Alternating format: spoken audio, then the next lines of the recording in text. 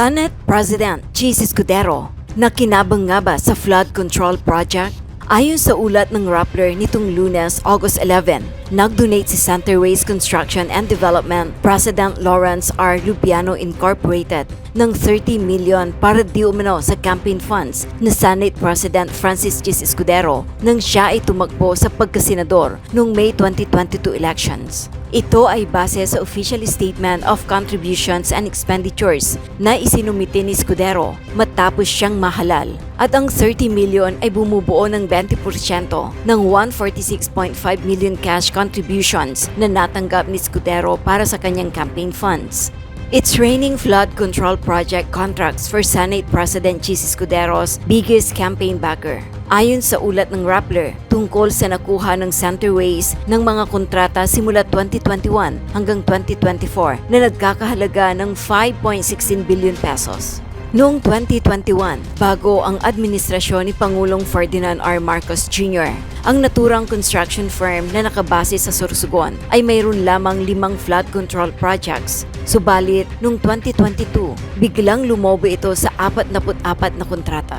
Nakasaad din sa ulat na 96% ng mga proyekto ng Centerways Construction simula 2021 hanggang 2024 ay ibinuhos sa Bicol Region. Nasa ikapitong rank ang Centerways Construction sa listahan ng top 15 flood control project contractors na pinangalanan ni Pangulong Ferdinand Marcos Jr.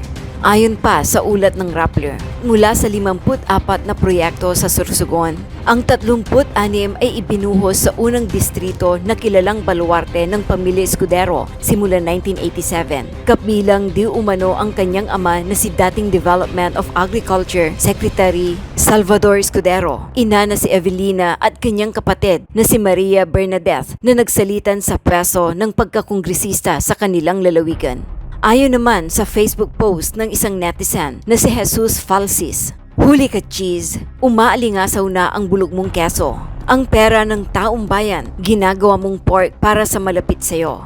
Hinamon ni BBM ang media at journalist na mag-investigate. Ayan, ikaw Chiz ang unang nasampulan. Mainit na balita pa, kakapublish lang ng Rappler. Thank you, Rappler. Samantala, itinanggi ni Escudero na tinulungan niya ang Centerways Construction na makakuha ng kontrata para sa mga proyekto ng gobyerno. Bagamat inamin ni Escudero na matagal niya ng kaibigan ang may-ari ng kumpanya, nilinaw niyang hindi siya kasosyo sa negosyo. Inamin naman ni Escudero na binuhusan siya ni Lawrence Lupiano, ang presidente ng Centerways Construction ng milyon-milyon pondo noong 2022 elections. Batay sa opisyal ni Statement of Contributions and Expenditures mula sa Commission on Elections, nagbuhos ng 30 million pesos ang naturang kumpanya sa pangangampanya ni Escudero. Ayon pa kay Escudero, ang pag-uugnay sa kanya sa issue ay isang malisyosong hakbang na bahagi umano ng demolition job laban sa kanya. Anya, may ilang grupo na nais siyang mapatalsik sa pwesto upang sa oras na ihain ang impeachment complaint sa Pebrero 2026, wala na siya sa kapangyarihan. At sa gayon ay maisakatuparan ang plano ng mapabor sa impeachment. Na mayroong demolition PR job na nakatuon laban sa akin at tulad ng babala na isang kapwa ko senador na ito'y gagawin upang tiyakin na maalis ako sa pwesto at nang pag-final muli daw yung impeachment, ay wala na ako dito pagdating ng February 6. Matagal pa yun. But having said that, allow me to answer the malicious, I will say malicious, ill-timed article that came out against me in relation to the flood control press con of the President yesterday. Number one, ang sinabi ng Pangulo kahapon, mga completed flood control projects mula 2018 na nakakahalaga ng humigit kumulang 550 billion pesos. Sinabi niya, wala siyang aligasyon, pero 15 kontratista ang nakakuha ng ganong kalaking pondo. Ang lumabas na artikulo, kinikilala ko, kaibigan ko, kababayan ko, tiga Sorsogon, contractor siya, pero ang nakuha niya ay 5.4 billion di umano. Wala pang 1% ng kabuuang pondo na sinasabi ng Pangulo sa flood control. Ang tanong ko, bakit pinagtuunan ng pansin yon? Yung 1% pa talaga, hindi yung 99%? Bakit pinagtuunan ng pansin, hindi yung mga mambabatas marahil o opisyal ng gobyerno na kontraktor. Hindi naman ako kontraktor. Hindi ako bahagi na anumang negosyo kaugnay sa construction o supply sa pamahalaan mula nung pumasok ako sa gobyerno noong 1998. Sa katunayan, yung mas malaking bahagi ng pondong di umano nakuha nung kontratistang tiga Sorsogon ay nakuha niya bago pa ako naging senador muli noong 2022. Ayon mismo sa datos na pinresenta ng Pangulo kahapon. So klaro, malisyoso ang artikulo, tiniming ang paglabas at tiniming talaga para ika nga idikit ito bagaman walang sinabi ang artikulong ginawa kong mali o masama. Yung insinuation, yung innuendo, nandun pa rin. Kaya minabuti kong sagutin ngayong umaga. Kaya for the record, wala akong kinalaman sa pag-identify, paggawa ng program of work, pag-bid, pag-award, pagbahay, pagbayad, pag-inspeksyon ng anumang proyekto sa pamahalaan, sa Sorsogon man o sa labas ng lalawigan ng Sorsogon. Meron kaming bibigay sa inyong data tungkol sa kinal naming figures kung saan papatunayan nun na wala pa nga ako dito nung karamihan yon ay nakuha. Sino involved dun sa demolition job hanggang ngayon? Yung mga may gusto ng impeachment, yung marahil nasaktan, tinamaan o nasapul sa mga talumpati at mga pinagagawa at pinagsasabi ko nitong mga nagdaang araw. Klaro naman yon. Kasamahan Yun ang impormasyong nakakarating sa amin. Kasamahan nyo rin, sir, dito sa Hindi principally kasamahan namin dito sa Senado. Sa pagkakaalam namin sa labas, pero hindi ko alam kung may tumutulong, kakuntsaba o kakumplot. Pero taga labas. Sir, Obvious naman siguro yun. Kung sino yung pinaka may gusto ng impeachment. Yes. Sir. Uy, magsisingit lang ako. Apo. Sir, Hanggang 11 o'clock lang ako, mambabatas din, sir. Itong demolition job. Ayon sa aming impormasyon, Okay na, huy, So, sir, baby. kino-confirm nyo na nag-donate siya ng 30 million? Yes, nasa records yun. In fact, nakuha yan ng Rappler mismo sa article na sinulat nila noong 2022, 2023 pa. Sir, to be clear, from House of Representatives, yung sinasabi niyo po. Yung impormasyon namin, Pero yung nagde-demolition job sa inyo, taga-house? yung nagde-demolition. Yung nasa likod ng demolition job, Oo SP, naman. ay taga-house? Di ba nga, nung nakarang linggo naman, may video yung nilabas sa akin sa house at kung ano nung innuendo at insinuation na naman ang pinalabas. As if naman may maling ginagawa. Hindi naman ako nagnakaw doon. Kaya yun, pumasok lang ako. Yes, Nipa. Kasi na-campaign contributor nyo nga raw. So, pa-explain lang po, Matag- masama ba to o walang nga. mali dito? Gaya na yung sinabi ko, wala namang sinabi yung Rappler article na illegal na ginawa. Dahil wala naman talagang illegal doon. Kaya lang yung innuendo nga, insinuation at yung malicious timing, kino-question ko. Dahil lumabas ng article to noon pa, inulit lang uli at dinikit dito sa kwentong ito. Ang kwentong ito na insertion, na sabi ko, ang pinakamalaking ang nakuhang pondo, ayon mismo sa paglalahad ng Pangulo kahapon, ay nung niwala ako dito sa Senado. Ako'y gobernador sa aming lalawigan. Sir, Pero kung sir, magkaroon nung ng senador- Senate investigation, Ha? kung magkaroon ng Senate investigation, kahit naging campaign donor nyo yon, hindi yon makakaasa na magiging fair pa rin kayo Sa sa... 27 taon ko sa Kongreso, sa gobyerno at sa Senado, ang mali palagi sa akin ay mali at ang tama ay tama.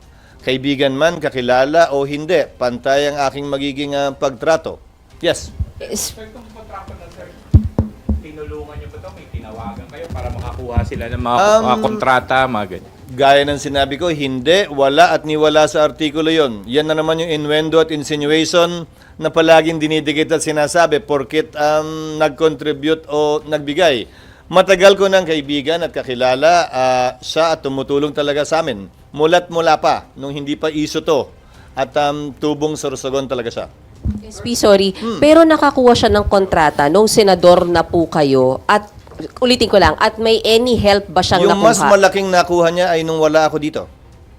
Sen, may- Wala ako dito nun. Bibigay Pero- namin yung figure sa inyo. Pero nung senador na kayo, SP, nakakuha pa siya ng kontrata po? Hindi ko alam dahil hindi naman niya ako partner sa negosyo. Hindi ako bahagi ng kanya negosyo. Again, that's the innuendo and the insinuation being floated and propagated. Bakit natin hindi tingnan? Sino ba yung mga mambabatas at opisyal na gobyerno na aktual na kontraktor, aktual na may-ari nung mga kumpanya na nakakuha ng kontrata sa gobyerno? Kaya nga naghain kami ng panukalang batas, hindi ba ng bill, na sinasabing bawal na up to the 4th civil degree Kasi usually pag nagiging gobyerno, nagiging opisyal ng gobyerno, appointed or elected, binibigay sa anak, binibigay sa asawa. Fourth civil degree is beyond the first cousin. So second cousin na kung gusto niyang ipasa pa kung pagkakatiwalaan niya. Isa na lang, SP. For the record, lahat nung nakuha niya nung time na senador na kayo, wala kayong tinulong sa kanya? Wala at hindi ko alam nga kung ano man yun. Dahil hindi ako bahagi ng kanyang kumpanya at wala akong pakialam sa kanyang negosyo. At kung titingnan at susuriin din niyo yung paglalahad ng Pangulo, may Cebu, may kung saan-saan, wala na, hindi ko alam. Hindi naman siya nag-report sa akin ng mga ganyan. Yes. Sen, may mga lumalabas na mga ibang video din na sinasabi nung 2021, mga nasa 4 lang yung kanyang project, yung kanyang company. But 2022, after kayong magtulungan doon sa inyong kandidatura, umabot na ng mahigit 20 That is plus again yung an projects. insinuation. Look at the figures again before you ask that question. Why? Ang pinag-uusapan, 2022 budget. Ginawa ang 2022 budget ng 2021 Congress. Hindi pa ako bahagi ng 2021 Congress at that time. Governor pa ako sa aming lalawigan. Kung pag-uusapan mo ay budget ng 2022, ginawa yan ng 2021. So sorry, kindly check your facts. So sir, maaari bang kahit kung hindi nyo man siya tinulungan, pwede bang may mga instances na ginagamit yung name nyo para makakuha siya Kung ng... may ginawa siyang illegal, ulitin ko kung may ginawang illegal sino man, dapat managot sila. Pero wala akong kinalaman kaugnay sa program of work, pagbid, pag-award. Ang binibid at award namin ay mga programa at proyekto ng lalawigan noon, ng Sorsogon, kung saan procuring entity ang Sorsogon Provincial Government. Wala kaming kinalaman sa National Government Agency procurement. Kabilang na ang pagbabayad. Hindi nga ako bahagi ng Kongreso. Pero babalikan ko.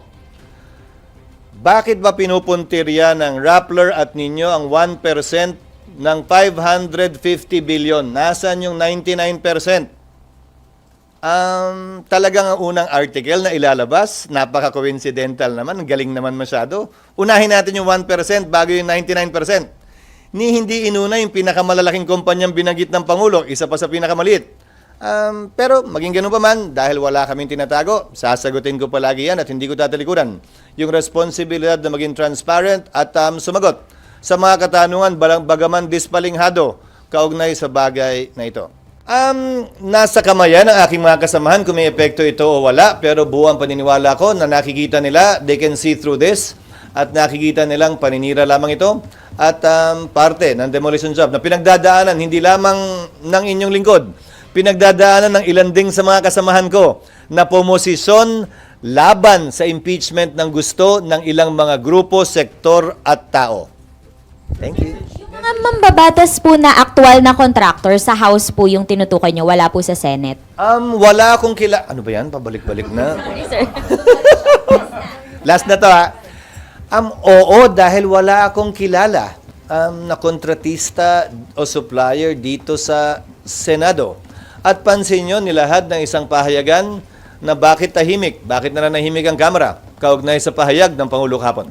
Pero may mga kamag-anak pa. Malamang, ewan ko. Malalaman natin sa mga susunod na araw. Sila naman, yung 99% naman, sinagot ko na yung 1% eh. Sila naman dun sa balanse. Thank you. Good morning. Sir Rafi Tulfo is recognized to co-sponsor the measure. You may proceed, sir.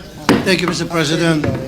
Bilang kawani ng bayan, isa sa pinakamahalagang bahagi ng ating saligang batas ay ang artikulo tungkol sa pananagutan ng mga public officers. Let me quote, "Public office is a public trust." Alam na po natin lahat yan. Public officers and employees must at all times be accountable to the people. Kailangan pangangalagaan natin ang tiwala ng taong bayan at dapat handa tayong managot sa kanila sa lahat ng ginagawa po natin. Mr. President, ang mga budget documents po tulad ng National Expenditure Program o NEP ay pinapublish ng DBM. Ang committee budget hearings sa House at dito sa Senate naman ay lahat mapapanood sa internet at kinocover ng media. Gayon din ang plenary deliberations. Napapanood din po ng publiko. Bakit natin ginagawa ito? Dahil gusto natin makita ng publiko na pinahalagaan natin ang transparency at accountability sa mga desisyon tungkol sa pagkakagastusan ng kaban ng bayan. Kaya naman po, walang dahilan bakit sa dulo ng napaka-transparent na budget process ay magiging malihim tayo. The power of the purse is not a power meant to benefit those who hold that power. Rather, it is a power granted to the legislative because we have the mandate of the people. The people voted every representative in the House and every senator because they believe we will promote their welfare and protect their interests wherever we prepare the budget and enact laws. That is why I fully support this resolution. Handa po ako at ang buong Senado na managot sa taong bayan. Maraming salamat po, Mr. President.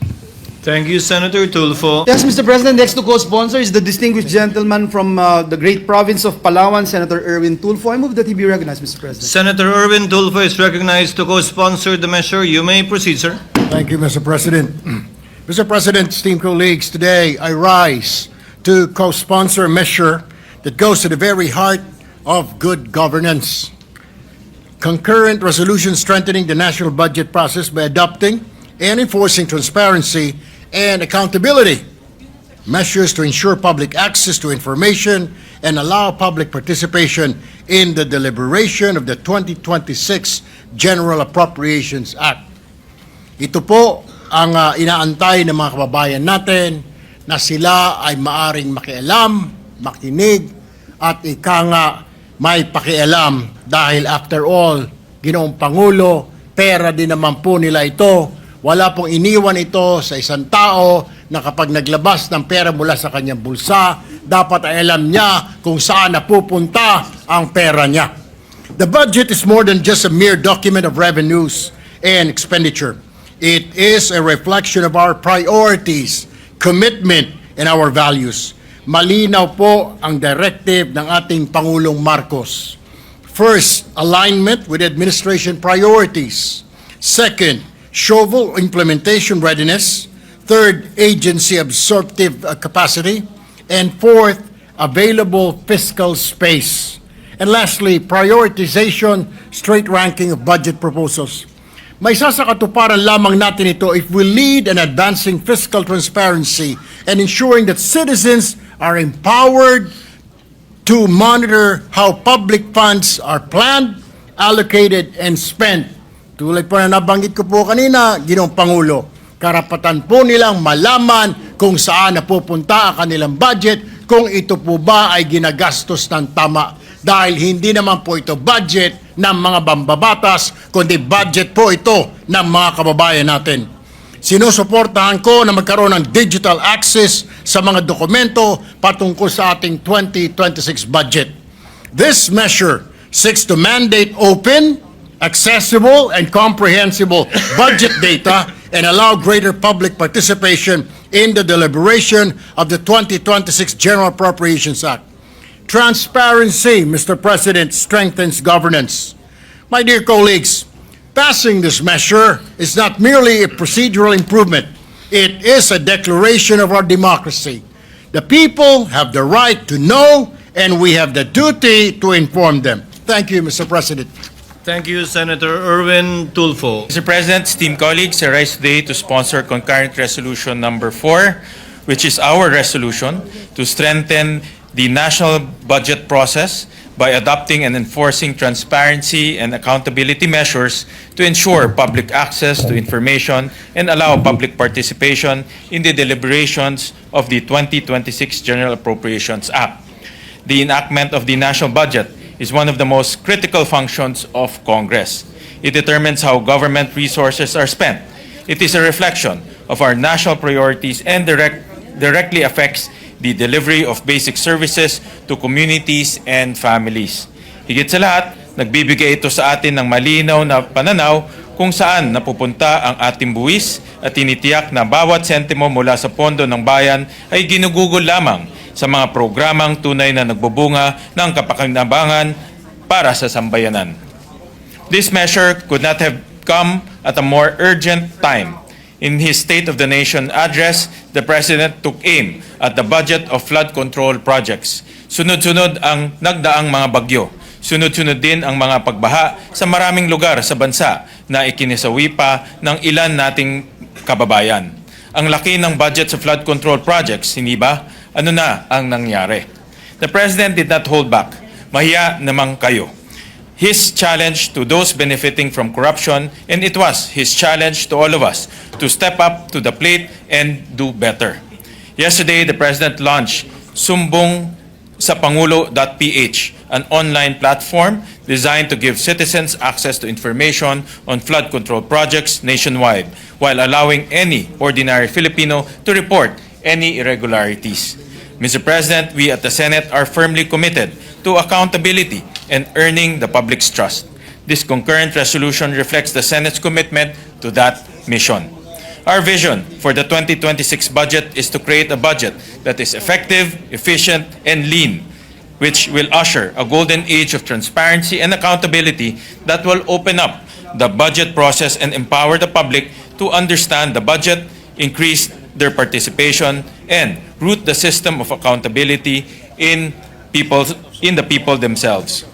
The cornerstone of our concurrent resolution is making public documents, which are critical outputs at every step of the budget process, such as the General Appropriations Bill, also known as GAB, the committee report, and other pertinent documents. The key to operationalizing this is digitization and maximizing the use of technology. At the moment, only 2 documents are available to the public online: the National Expenditure Program, or NEP, which is the first consolidated document in the budget process, and the General Appropriations Act, which is the approved budget. Sa madaling salita, ang nakikita ng ating mga kababayan ay yung unang bahagi ng budget process at yung huli. Hindi nila nakikita yung produkto ng bawat stage sa proseso. Dito nagkakaroon ng pagbabawas at pagdadagdag sa budget ng mga government agencies. It is important that our countrymen see the documents on this process. We propose that the following documents be uploaded to the websites of the Senate and the House of Representatives. Number 1, the General Appropriations Bill, passed on 3rd reading by the House of Representatives and transmitted to the Senate. Number 2, the Bicameral Conference Committee report and joint explanation of disagreeing votes of the Senate and the House of Representatives. We also urge the Department of Budget and Management at a later time to upload in its website duly received copies of the Budget Preparation Form 201, a budget preparation form used by the Philippine government agencies to submit their budget proposals to the DBM. We further propose that the following documents be uploaded to the website of the House of Representatives. Number 1, transcripts of House budget briefings, public hearings, and technical working group meetings. Number 2, the Committee on Appropriations report on the GAB. And number 3, journal records of the Senate plenary, journals of the House plenary deliberations. Thirdly, this resolution proposes that the following documents be uploaded to the website of the Senate. Number 1, transcript of Senate budget briefings, public hearings, and technical working group meetings. Number 2, Committee on Finance report on the GAB. Number 3, journal records of the Senate plenary deliberations. Number 4, GAB passed on 3rd reading by the Senate. These documents contain the transcripts of budget briefings, public hearings, and plenary deliberations. Having access to these documents is vital to ensuring that the projects of each government agency are held to public account. In addition to the documents themselves, the resolution proposes that all uploaded documents will be in formats that are timely, comprehensive, and machine-readable. This saves time and ensures that the analysis of the documents is not compromised by poor document quality. We further propose that the public will be given a platform on the websites of both the Senate and the House of Representatives to communicate their analysis, suggestions, and feedbacks on the national budget. Creating a culture of transparency and accountability for the benefit of the public is nothing extraordinary. It is our duty as servants of the people.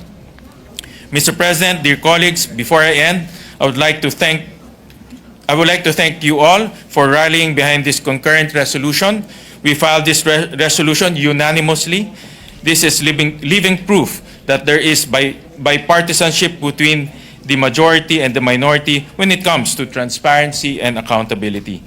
This stands as our collective commitment to honest governance, and it is this representation's prayer that the fruits of our labor take root and transform our government. We can face our countrymen proudly and tell them this is where your taxes go. Thank you, Mr. President, esteemed colleagues. Hey, Mr. President. Noted and entered into the records. Majority Floor Leader. Yes, Mr. What is the President. pleasure of the Honorable Marcos? Yes, Mr. President, I just wish to observe something on number 3, line 26, page 3. Is that timely? While we are still in the sponsorship Okay, I'll wait. stage, Thank Mr. you. President, perhaps we can entertain the questions later on, Mr. President.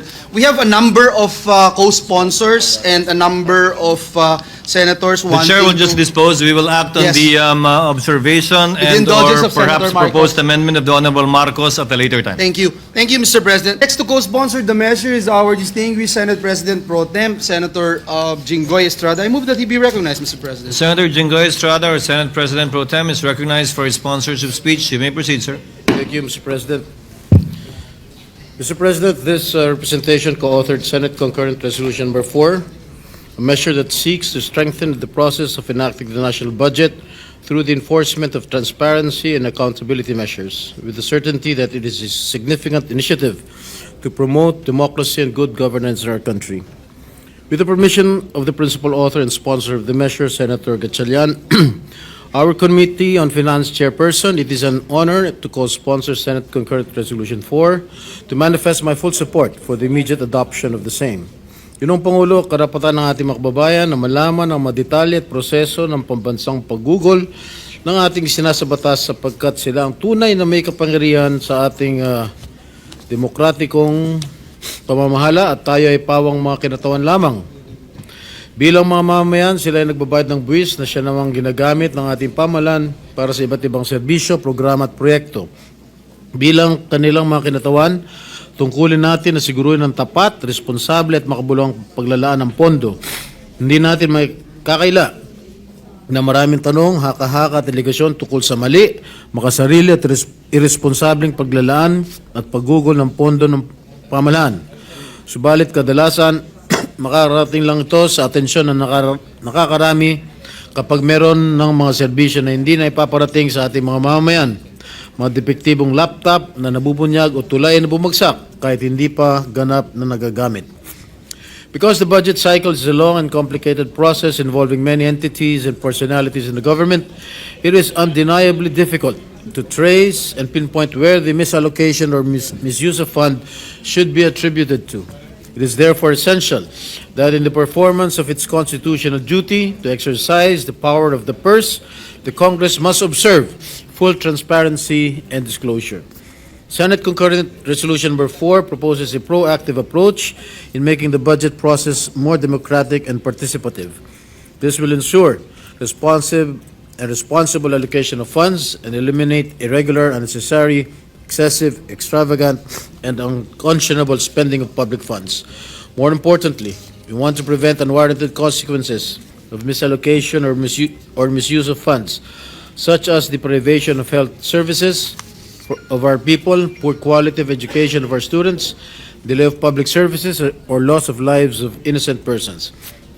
Utilizing the innovation and efficiency of technology, this measure seeks to make the budget documents easily accessible to the public and to put in place mechanisms through which they can provide their observations, inputs, and proposals. Sa pamamagitan nito, masusuri mismo ng ating mga kababayan ang mga dokumentong pinag-uusapan natin sa komite at sa plenaryo. Indeed, the national budget is not a mere document of numbers and amounts. It is redistribution of representation through participation, making our citizens involved in the process and allowing them to own the resulting appropriations law. It is a vital tool to achieve national development and goals, a scheme to ensure public accountability, an instrument to provide secure and prosperous life to each and every Filipino. This legislative measure is one important instrument to achieve these goals. We urge our colleagues to support its immediate adoption. Thank you, Mr. President. Thank you, Senator Estrada. Majority Floor Leader. Mr. President, next co-sponsor the measure. gesture is the distinguished gentleman from Davao, Senator Ronald Bato de la Rosa. I move that he be recognized, Mr. President. Senator De La Rosa is recognized to co-sponsor the measure. You may proceed, sir. Thank you, Mr. President. Good afternoon, Mr. President, dear colleagues. The Philippines is a democratic and republican state. Sovereignty resides in the people, and all government authority emanates from them. This is the first section of Article 2 of the Declaration of Principles and State Policies in our Constitution. Having defined the extent of our territorial jurisdiction, the Constitution then proceeds to state where the real power lies, and it is with our people. Ang sambayanan po ang nagbigay ng kapangyarihan sa ating pamahalaan. Wala po ang gobyerno kung wala ang mga tao. Walang maluluklok sa kapangyarihan kung walang nagpasya kung sino ang bibigyan nito. Kung nais natin na maging pundasyon ng ating gobyerno ang trust and confidence ng ating mga kababayan, walang ibang dapat gawin kundi bahagian sila ng kapangyarihan na sa kanila naman nagmula. Granting our people the right to information is directly involving them in governance. It sends out a clear message that it is their government, or better yet, that they are the government, and that they have the right and responsibility to protect its dignity and integrity at all times. Ang right to information po ay hindi simpleng karapatan na magmasid o makialam, kundi pag-aatas ng responsibilidad sa bawat isa na ingatan hindi lamang ang kaban ng bayan, kundi ang pamahalaan sa kabuuan. Giving a more concrete and tangible representation to the phrase, government of the people, by the people, for the people. Kaya naman, Mr. President, nararapat lamang na isulong natin ang resolusyon na ito. Resolusyong nagbibigay ng access sa pagbalangkas ng taunang budget. Nagbibigay rin ito ng aktibong partisipasyon sa mga tunay na may kapangyarihan. Ibinabalik lamang po natin ang kapangyarihan na ibinigay sa atin ng taong bayan. Ang taunang budget o General Appropriations Act ang pinakaimportanteng batas na huhubog ng direksyon ng bansa sa mga susunod na taon. Ito rin ang humuhubog na magiging estado ng buhay ng mga Pilipino sa araw-araw. Maraming salamat. Thank you, Senator De La Rosa. Majority Floor Leader. Yes, Mr. President, next to co-sponsor the measure is the gentleman from Tarlac, Senator Bam Aquino. I move that he be recognized, Mr. President. Senator Bam Aquino is recognized to deliver his co-sponsorship speech. You may proceed, sir. Maraming salamat, Mr. President. I'm very happy to co-sponsor Senate Concurrent Resolution Number 4, titled Strengthening the National Budget Process by Adopting and Enforcing Transparency and Accountability Measures to Ensure Public Access to Information and Allow Public Participation in the Deliberations of the 2026 General Appropriations Act. Let me also commend our Chairman of Finance, Senator Win Gatchalian, for this initiative. And I know that this measure will truly usher in the golden age of transparency which we all wish to have here in the Senate. Mr. President, matagal ng komplikado ang budget process ng ating gobyerno. At kada taon, nananawagan ang ating kababayan na naghahanap ng paraan para makilahok sa proseso. Mr. President, the General Appropriations Act, or the GAA, is one of the most, if not the most important legislation that we deliberate on. Ang GAA ang pinanggagalingan ng pondo para sa mga programang pampubliko, at dito tayo kumukuha ng pondo para mapanatiling tumatakbo ang ating gobyerno. Ang concurrent resolution na ito ay importante para pasimplihin ang budget process.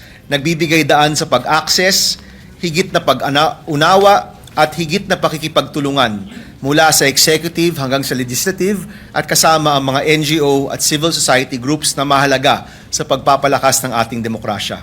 Bawat piso, alam ng tao. Ang budget na para sa taong bayan dapat maging bukas at transparent upang masigurong nilalaan ng tama para sa mga tamang programa at nararamdaman ng mga tamang taong nangangailangan sa ating bayan. Kapag kasama sa proseso ang tao, mas may babalik ang tiwala sa gobyerno. Sa ngayon po, hindi naiintindihan na nakararami ang mga budget documents at dahil dito, nahihirapan din tayo sa paggawa ng mga programa at mga batas na nakakatulong sa taong bayan. The complicated nature of the budget has also made it difficult to monitor and evaluate the effectiveness of public programs. Kanina lang po sa aming hearing, nakita na malaki ang agwat ng presyo ng DPWH pagdating sa mga classroom at ng mga pribadong NGO o grupo at mga local government units. And of course, napag-uusapan din natin ang bilyong-bilyong nakalaan sa flood control. Ang pondo dapat diretso sa proyekto para sa taong bayan at hindi sa bulsa ni numan. That is why, together with my colleagues, I fully support this move that empowers the public to participate in the deliberations of the 2026 GAA. Not only do we encourage public participation, but we also call on all government agencies and offices involved in the budget preparation to make all official documents easy to understand and accessible to the public. Kailangan nating magtulungan mula Senado hanggang Kamara, mula Malacanang hanggang sa bawat sulok ng ating bansa. Kailangan nating magkaisa para sigurado na ang budget na inalaan sa 2026 ay tunay na para sa lahat ng Pilipino at para sa ating bayan. Isa po ang inaasahan nating lahat, ang pera ng bayan para sa bayan. Thank you very much, Mr. President. And again, we commend the initiative of Senator Gatchalian for this measure. Salamat. Thank you, Senator Aquino. Majority Floor Leader. Majority Floor Leader. Mr. President, next to co-sponsor the measure is the gentleman from Camarines Norte, Senator Robin Hood Padilla. I move that he be recognized, Mr. President. Senator Robin Hood Padilla is recognized to co-sponsor the measure. You may proceed, sir. Maraming salamat po, Ginoong Pangulo, at sa ating pong pinunong mayoriya. Assalamualaikum warahmatullahi wabarakatuh. Mga mahal kong kasama, karangalan kong tumindig bilang kapwa may akda at sponsor ng Senate Concurrent Resolution Number 4. Kinikilala ko si Senator Win Gatchalian, may Einstein, at tayong lahat na pumirma. Patunay ng pagkakaisa para sa isang malinaw, tapat, at may pananagutang budget process para sa 2026 GAA. Ayon sa saligang batas, tungkulin ng Estado ang full public disclosure at karapatan ng mamamayan ang impormasyon. Kapangyarihan naman ng Kongreso ang budget. Kaya't ang ilantad sa publiko ang bawat piso at pahina ay karapatan ng taong bayan. Kaya't mga kasama, gusto ko pong ipaalala, noon pa lang ika-19 ng Kongreso ay pinapaalala ko na ang kapangyarihan ng public information. Napakahalaga po nito. Ito na po siguro ang pinakamahalaga. Kaya't ako po ay suportado ko na ang hakbang na i-upload sa website ng Senado at Kamara ang lahat ng dokumento ng budget. Oras tama, kumpleto at madaling mahanap. Buksan ang mga pagdinig at ulat at magbigay ng plataforma para sa boses ng mamamayan. Transparency ay aksyon, hindi drama. Proteksyon nito sa pondo ng tao. Panahon na para gawing pamantayan ang liwanag mula sa budget call hanggang pirma ng Pangulo. Maraming salamat po. Thank you, Senator Robin Hood Padilla. Majority Floor Leader. Mr. President, next to co-sponsor the measure is our distinguished Deputy Minority Leader, Senator Lauren Legarda. Oh, sorry. The distinguished lady from Antique, Senator Lauren Legarda. I move that she be recognized, Mr. President. Senator Legarda is recognized to co-sponsor the measure. You may proceed, ma'am. Pagalitan today. Mali ako. Thank you. It was in 1998 when I was a member of the minority. But I'm not a deputy minority leader. I'm a mere member of the minority. I stand corrected, Your Honor, Mr. President. Yes. Thank you, Mr. President. But even if I'm a member of the minority, I support this, especially as it is chaired by distinguished colleague, Senator Gatchalian. I hope that he will accept my amendment later. I rise today in support of this concurrent resolution which seeks to make the 2026 General Appropriations Act truly reflective of the people's will by ensuring public access to budget-related documents that promote transparency. The Senate's work to make our budget process more transparent and accountable should not end with this concurrent resolution alone. This is not a panacea to the deeper problems that have long affected the way we craft and approve our national budget. It is a step forward, but one that must be followed through with further and more strategic reforms. As such, I wish to highlight key issues that must be addressed along with existing measures aimed at meeting the call for a more effective budget process. First, this concurrent resolution complements the transparency measures proposed by Senate Joint Resolution Number 1, filed by the members of the Senate Minority Bloc, which seeks to open all bicameral conference committee deliberations to the public. This reform would close a significant gap that the concurrent resolution, important as it is, cannot by itself resolve. For too long, key stages of the national budget process, especially the bicameral conference committee deliberations, have taken place out of public view. This has created perceptions and at times the reality of last-minute changes and decisions made without plenary scrutiny or interpellation. As a result, the budget is often viewed as being shaped by limited decision makers rather than thorough, open, and inclusive deliberations. As such, live stream access, the publication of a matrix comparing House and Senate versions, and the release of comprehensive minutes should be standard operating procedures. These measures will help dismantle the culture of secrecy that has too often surrounded the bicameral process and restore fidelity to the Constitution's mandate of transparency and accountability. Transparency, however, must be matched with participation. That is why I also draw attention to the proposed people's participation in the National Budget Process Act filed by Senator Lacson and this representation. This measure institutionalizes the role of civil society organizations in the preparation and authorization of the national budget. It guarantees at least 30% representation for marginalized sectors, ensures access to agency performance data, and allows CSOs to provide policy critiques. These safeguards will give communities, especially those most affected by government spending, an active voice in how public funds are planned and allocated. Openness and participation are not enough if we continue to measure success only by pesos spent or projects completed, rather than by the real and lasting changes they create. Every budget season, agencies face one simple but fundamental question: how did your initiatives improve the lives of the Filipino people? Filipinos deserve to know not just what was delivered, but what changed because it was done. Yet the answers we often hear, families reached, roads paved, beneficiaries enrolled, speak only of outputs, not outcomes. They tell us about activity, not impact. Did free Wi-Fi in schools improve student learning? Did livelihood training translate to sustained income? Did new rural clinics lower maternal deaths or expand access to treatment? Too often, these questions are neither asked at the start or measured along the way, nor answered at the end. Without credible evidence, accomplishments become echoes of effort rather than the proof of change. So the gap lies not in intent, but in the absence of a results-based system that tracks, measures, and applies lessons. For decades, the lack of a systematic, integrated monitoring and evaluation framework has hampered our ability to assess effectiveness. Reports rely on outputs, evaluations are inconsistent or unused, and findings rarely feed back into policy and budgeting. Funds are spent without a feedback loop for improvement. This matter cannot be overlooked anymore, and that is the reason why I've filed the National Results-Based Governance Act in this Congress. Your Honor, speak of the 30 to 60% loss to corruption, wastage, and substandard work in our flood control infrastructure.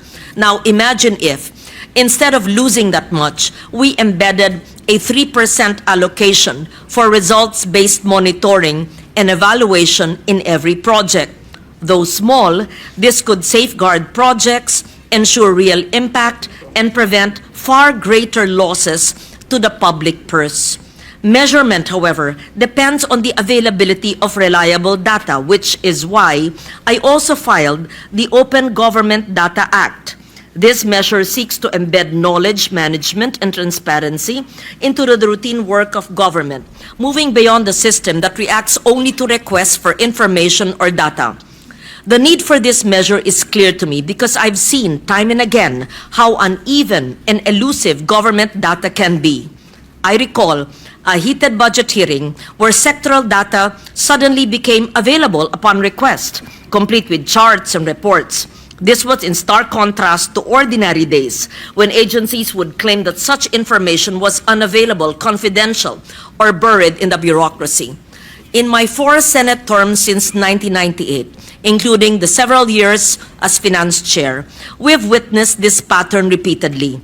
Data emerges when budgets are on the line, but vanishes when it is most needed to shape policy, to inform the public, guide investments, or engage citizens. Under the proposed Open Government Data Act, agencies must consistently, periodically publish high-impact data sets in open, machine-readable formats, establish a central open data portal, and maintain a registry of withheld data to ensure accountability even when disclosure is lawfully restricted. This is a clear departure from the present system, where agencies often keep documents behind procedural barriers wherein the freedom of information process has institutionalized a form of red tape that hinders public access. Sa ganitong mga paraan, ang mga detalye ng programa, proyekto at mahalagang impormasyon ay maaari nating kilatisin at suriin ng lahat nang hindi na kailangan mangulit, manghingi, maghintay pa ng mabagal at malabong tugon mula sa ibang ahensya. Taken together, these measures and the current resolution before us will transform our budget process from a closed-door negotiation into a public exercise in democratic governance. Mr. President, it is time to take decisive steps towards greater openness in the budget process. Let us pass this concurrent resolution and ensure that complementary reforms are advanced so that transparency, participation, and accountability become the foundations of how we spend. A budget made in full public view, supported with results-based and open government data, will always advance the people's interest. The veil surrounding the budget process must be lifted, allowing every peso to be accounted for, observed, examined by the people. Salamat po. Thank you, Senator Legarda. Noted and entered into the records. Majority Floor Leader. Mr. President, next to co-sponsor the measure is the distinguished gentleman from the province of Davao, no other than Senator Christopher Bongo. I move that he be recognized, Mr. President. Senator Go is recognized for his co-sponsorship speech. You may proceed, sir.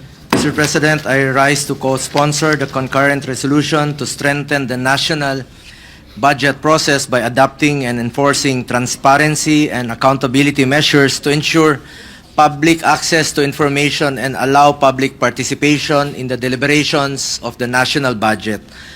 Mr. President, I laud this initiative led by Senate President Chiz Escudero and our chairman of the Committee on Finance, Senator Win Gatchalian. As you know, Mr. President, I had reservations on the BICAM report for the 2025 budget. In fact, I did not sign the BICAM report. Particularly, I am saddened by the zero budget given to PhilHealth. While we acknowledge that PhilHealth has still billions in reserve funds, as discovered and discussed in 5 hearings conducted by the Committee on Health last Congress, subsidy from the national government may still be needed to implement necessary reforms and improvements in its benefit packages. Kung meron man pong nabawa sa health, ay dapat po sa health ito mapunta. It has been my call for a participative budget process. Dapat talaga involve ang ating mga kababayan sa bawat proseso. Pera po ng taong bayan ang pinag-uusapan natin, kaya dapat alam nila at may partisipasyon sila sa proseso. Bawat piso ay mahalaga sa bawat Pilipino.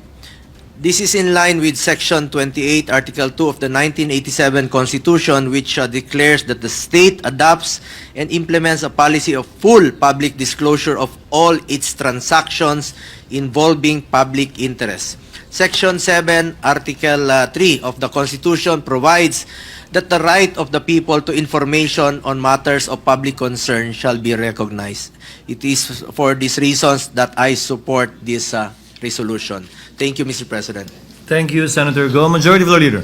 Mr. President, last but not the least, to co-sponsor the measure is the distinguished lady from Taguig and Pateros, no other than Senator Pia Cayetano. I move that she be recognized, Mr. President. Senator Pia Cayetano is recognized to co-sponsor the measure. You may proceed, ma'am.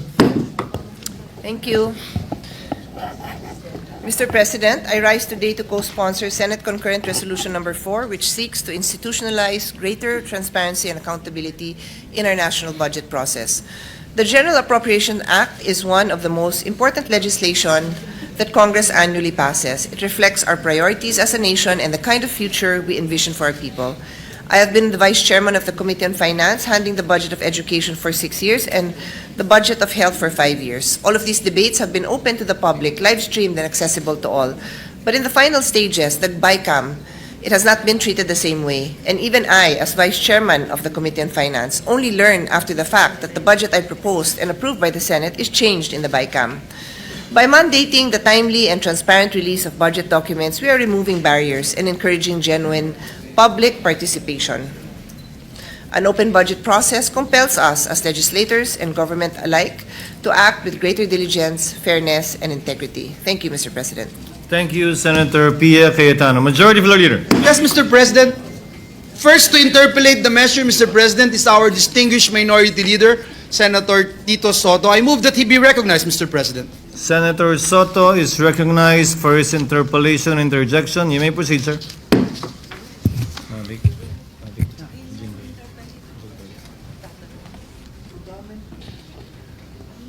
Thank you, Mr. President. Will the distinguished sponsor or any of the numerous sponsors answer some questions for clarification for the benefit of all, some points of the intent of the resolution? And just for the record, at the outset, I would like to place on record that this is indeed a very commendable resolution. As a matter of fact, I signed it, but I signed it with to amend, because I will be proposing amendments later when it comes to the period of amendments. So will the distinguished sponsor from the city of Valenzuela favor us with some answers, Mr. President? Yes, Mr. President, I will be more than, it's an honor for me to receive questions from our minority leader. Thank you, Mr. President.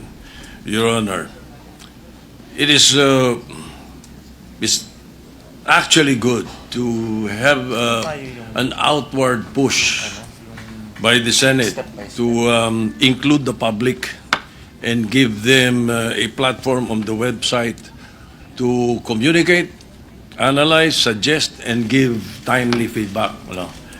Now, I wonder what measures would be put in place so that it would not be abused by state or non-state actors.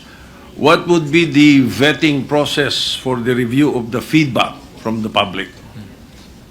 Well, Mr. President, the reason why we included number 5, and let me just read, the public shall be given a platform on the websites of both the Senate and the House of Representatives to communicate their analysis, suggestions, and feedback on the national budget. So, the concept here is we're completing the entire cycle, Mr. President. So, with this resolution, we are now publishing information that will help the public analyze the budget, hopefully make suggestions, even criticisms if they feel that it should be criticized.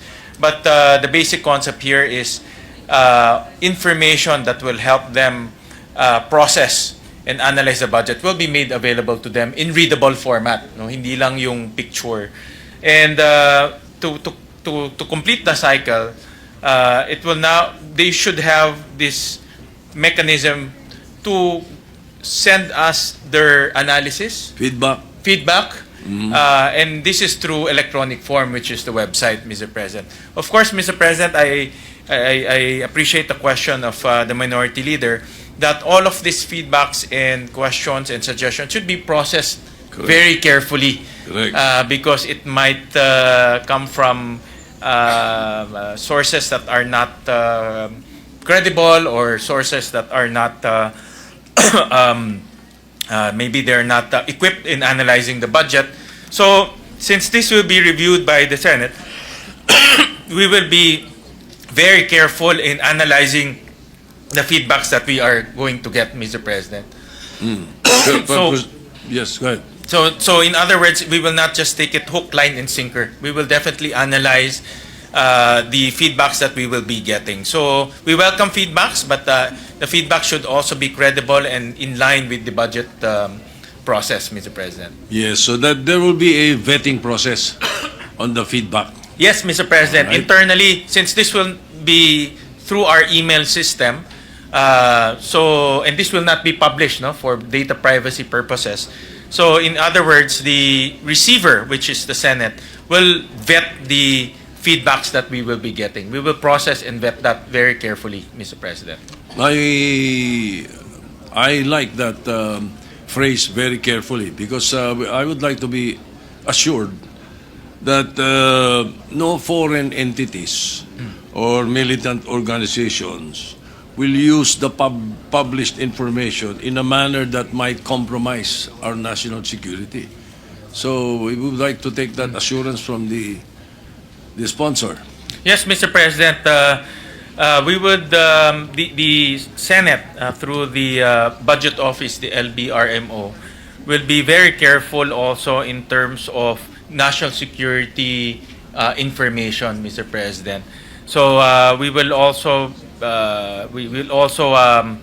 consult with them if there are items in the budget that are deemed harmful to our national security. Then we will also be very careful in publishing that. We will also consult with the executive regarding what items are those. As a rule, Mr. President, we want to publish all the budget items, but if there are national security concerns in those information, then we will be very careful in publishing those in our website.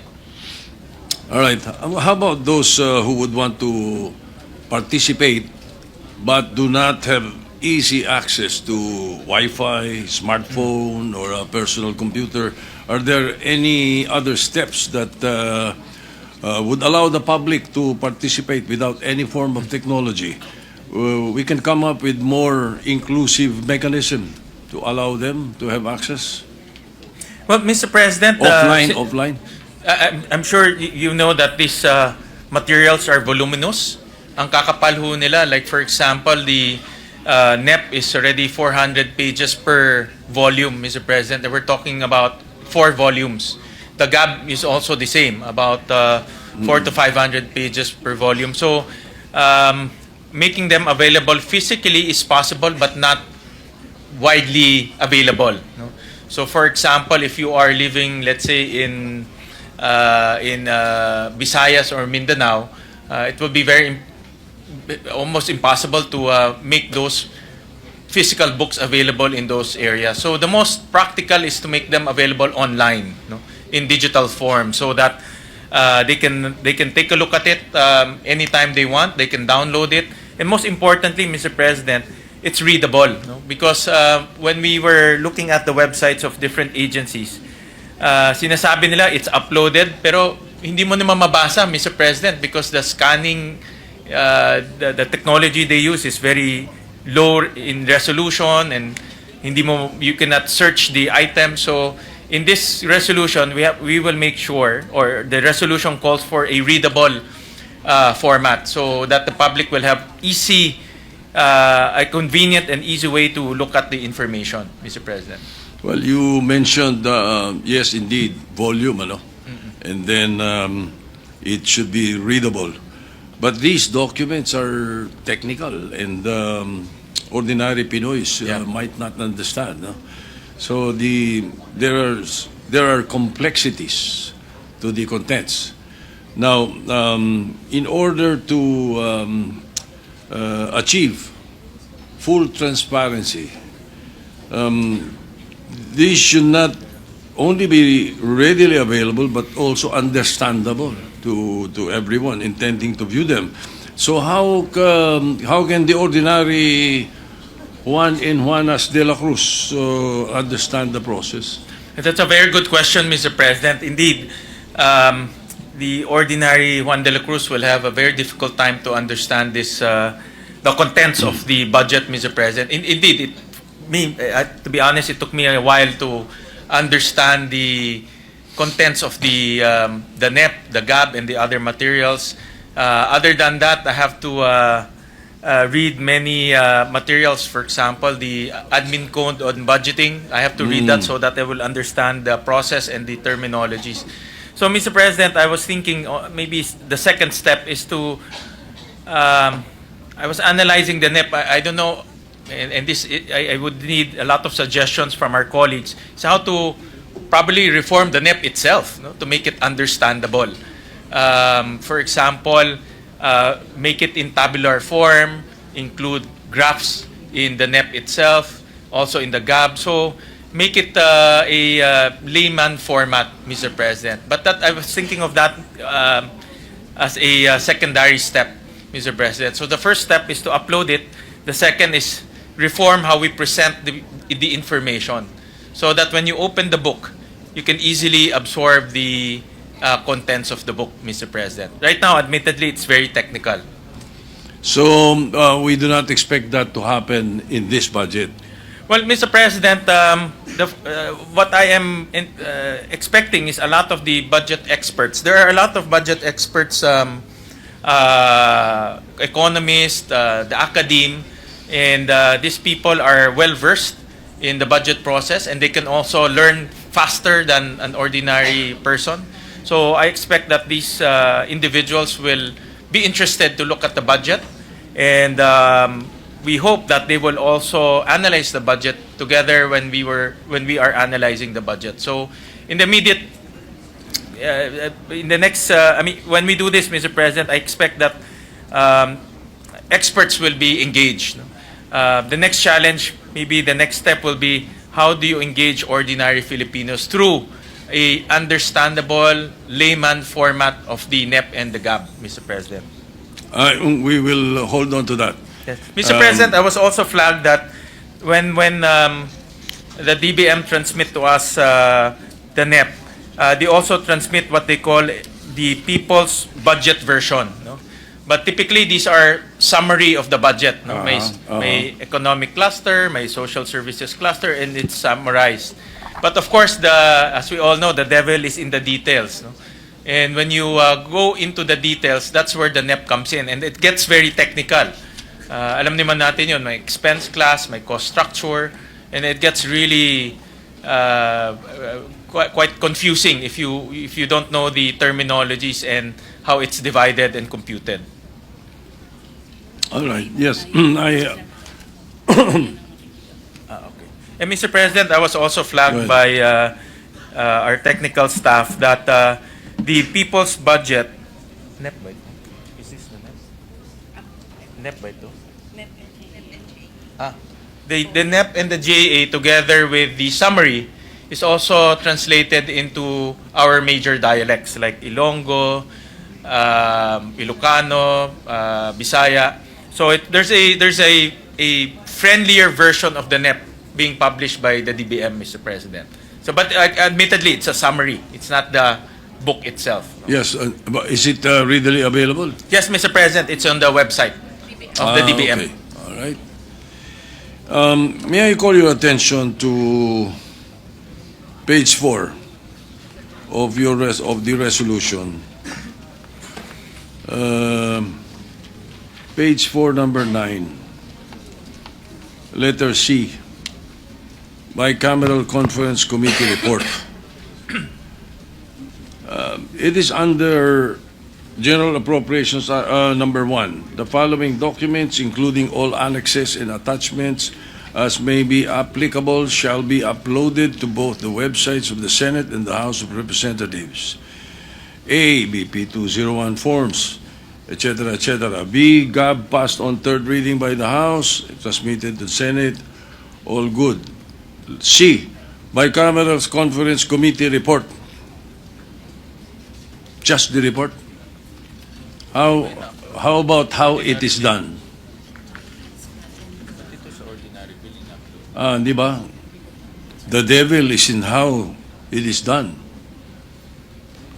Well, Mr. President, the concept that we are applying through this resolution is along the way, Mr. President, the public will now have the ability to follow because the information is already uploaded to the website. So they can follow the changes in the GAB, they can even follow the changes in the Senate committee report, they can even follow the changes in the Senate third reading version. And how it is being done. Yes. Correct. So pagpasok nila, So- Mr. President, sa bicameral conference committee, they already have a view of the disagreeing provisions between the House and the Senate. So that's what's important. Actually, Mr. President, what's important here is the information prior to the actual bicameral conference committee para masusundan nila if ever there are once again changes in the bicameral conference committee, masusundan nila yung changes because they have the information prior to the bicameral conference committee. Okay. So that's I will wait for the period of amendments, and I will propose an amendment to that effect now. Yes, All right. Mr. President. Let me just finish off with one or two more points. Just to clarify, does this resolution include agencies whose budget does not come from the GAA, like income-generating agencies, but whose funds are nonetheless public, but ano yan? If we're talking of transparency, hindi ba dapat kasama yung mga kinikita nila katulad ng GAB, PAGCOR, Games and Amusement Board, PAGCOR, PCSO, PCSO, MTRCB, the Supreme Court. No, Mr. President, since there... Billion yun sa Supreme Yeah, Court. I agree, Mr. President. Supreme Court, makasali sa ano natin. Makasali ang Supreme Court. Sinasubmit diba sa atin? Supreme Court. Yeah. Mr. President, those GOCCs that you mentioned, they don't come to the Senate, to Congress, both houses, to authorize their budget, Mr. President, since there are, they have a corporate-like body, Mr. President. It's their own board that approves their budget and their expenditures, Mr. President. So it does not include the GOCCs, Mr. President. But they appear during budget. Only certain because of their budget, no? only certain GOCCs like PNOC, Mr. President, NEA, National Electrification Authority, but the other GOCCs, especially the ones created by the SEC, they don't come to the Senate, Mr. President. Like PAGCOR, di naman ho sila pumupunta dito. So you're saying that in the GAA, whether it's transparency or not, the GAA-like incoming generating agencies whose funds are nonetheless public are not included in this transparency proposal of ours? Well, Mr. President, because they're not, their budget is not being appropriated by Congress, and we're not authorizing their expenditures, so they don't come here, Mr. President. So they are being audited by COA, nevertheless, but they don't come to Congress to get their authorization on their budget. Only certain, Mr. President, like National Electrification Authority, which is a GOCC that comes here and requests for their budget. So we will publish their budget request, Mr. President. Is there no chance for us to say that even though they do not pass through the GAA, but still those are public funds? That's a very good suggestion, Mr. President. Dapat sila, they should be encouraged to follow the lead of the House of Representatives and the Senate in being transparent in the use of public funds. But Mr. President, I totally agree with our good minority leader because even though they are a corporate-like entity that has that has their own board and they approve their own budget, nevertheless, in the spirit of transparency, those entities should also publish their important financial records, Mr. President. I believe that because the national government is implementing what they call the transparency seal. If you go to the website, Mr. President, may transparency seal. They upload all of the important financial documents so that the public can look at those financial documents. I believe that all government entities, including GOCCs like PAGCOR or PCSO, they're required to upload through the transparency seal, Mr. President. But we will take your suggestion seriously, Mr. President, and see how we can come up with a bill that will require these agencies also to at least send information to the Senate. No? In that case, can I count on your support when we tackle the FOI bill? Yes, Mr. President, I am one of those who believe in that measure, Mr. President. Very good. Thank you very much then. Just one final question. Will there be any penalties for agencies that fail to comply or are delayed in their compliance?